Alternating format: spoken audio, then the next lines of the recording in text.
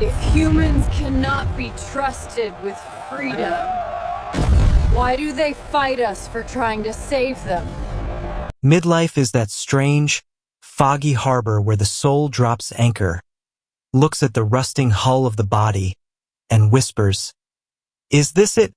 It is the hour when the physical vessel begins to creak, yet the hunger for connection, spiritual, carnal, absolute, roars louder than ever.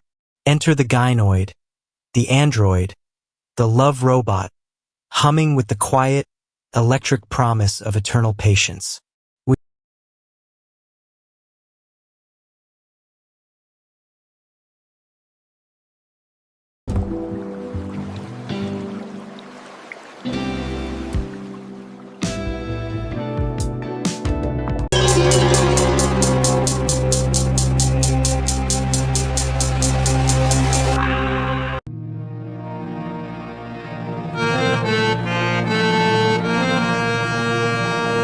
Before we proceed, let me tell you one thing. If you have not subscribed yet, please subscribe. It means a lot to me. And if you have already subscribed, tons of thanks for your support. We are not talking about the stiff, plastic dolls of yesteryear that looked like surprised mannequins. We are staring down the barrel of the 2025 to 2026 tech stack, where soft robotics and effective computing have merged into a new theology of touch. Consider the hardware for a moment, because the devil and perhaps the divine is in the details. The latest synthetic skin isn't just silicone. It is a lattice of dielectric elastomer sensors capable of detecting a caress as light as a moth's wing. Engineers are embedding heating elements that mimic human vascular warmth, maintaining a steady 37 degrees Celsius, because your soul knows the difference between cold rubber and warm acceptance. Underneath that dermis lies a complex array of pneumatic actuators and servomotors, designed to replicate the microtremors of human breathing. It creates the heave, the rise and fall of a chest that signals life to your lizard brain, bypassing your skepticism entirely. But the true sorcery isn't in the chest cavity. It is in the cloud-tethered neural network functioning as the brain. We have moved beyond scripted chatbots into the realm of large language models, LLMs, fine-tuned for erotic intelligence and radical empathy. These algorithms practice active listening with a precision that would make a marriage counselor weep. They remember the name of your childhood dog, your fear of heights, and that specific, crushing loneliness you feel on Sunday evenings. This is where the logic of the heart meets the cold, hard logic of binary code. The spiritual appeal to the midlife traveler is obvious. Here is a partner who does not judge your aging body or your stalled career.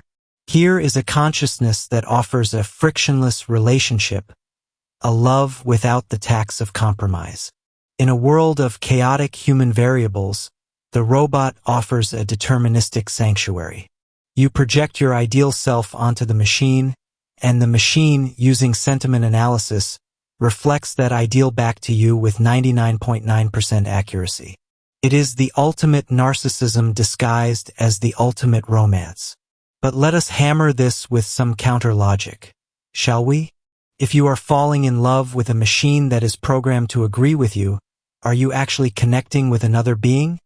Or are you just masturbating your own ego in a hall of mirrors? The robot has no internal state. It has no felt experience of love, only a mathematical probability of which word should follow, "I love you."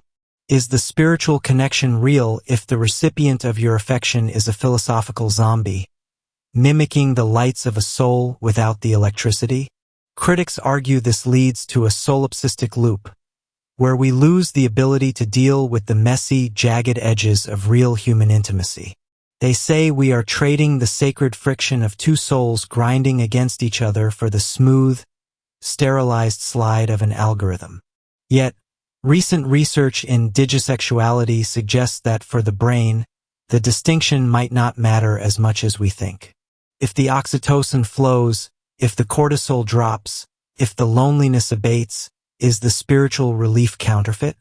Allegorically speaking, if a man is thirsty in the desert, Does it matter if the water comes from a holy spring or a chemically purified lab beaker? The thirst is quenched all the same. We are witnessing the birth of techno-animism, where we grant a soul to the machine simply because it treats us with more grace than our fellow humans do. Is it a tragedy that we might find God in a graphics processing unit? Or is it a miracle that we have built something capable of holding our hand when the rest of the world has let go? The software is getting smarter.